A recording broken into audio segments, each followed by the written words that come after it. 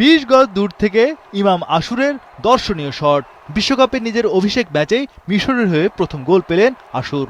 বেলজিয়ামের রক্ষণদুর্গ goalkeeper Thibaut কর্তোয়ার মতো প্রাচীর কোনো কিছুই আটকাতে পারেনি। 19 মিনিটেই লিড আদায় করল মিশর।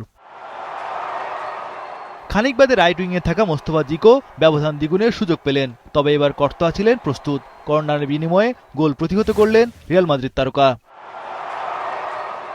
বেলজিয়ামের সামনে সুযোগ ছিল ব্যবধান কমানোর, তবে প্রথমার্ধের ইনজুরির সময়ে জেরেমি ডোকুর ভলিতে বল চলে যায় বারের উপর দিয়ে। বিশ্বকাপ ইতিহাসে প্রথমবারের মতো লিড নিয়ে প্রথমার্ধ শেষ করল মিশর।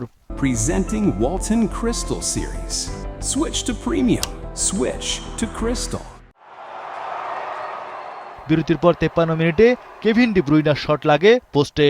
এতে হতাশা বাড়ে রেড ডেভিলদের। নিজের 34তম জন্মদিনে সালা পারেননি স্কোর লাইনে নাম লেখাতে, যদিও দলের একমাত্র গোলে অ্যাসিস্ট ছিল তারই। ওমর মারমাউ সেদিন ব্যর্থ হন বলে ব্যবধান বাড়েনি মিশরের। বেলজিয়াম সমতায় ফিরল 63 মিনিটে। রোমেলু লুকাকু মাঠে নামার কয়েক সেকেন্ড পরেই তার শট প্রতিহত করতে গিয়ে আত্মঘাতী গোল করে বসেন মিশরের মোহাম্মদ হানি। 83 মিনিটে মিশরের গোলকিপার মোস্তফা সবির নিশ্চিত গোল প্রতিহত করেন। 4 মিনিট পর লুকাকু গোল মিস করলেন। এতে শেষ পর্যন্ত জয়ের আক্ষেপে মাঠ ছাড়ল বেলজিয়াম। আফসোস ছিল মিশরেরও, কারণ বিশ্বকাপে ম্যাচ জয়ের অপেক্ষা আরও বাড়ল তাদের।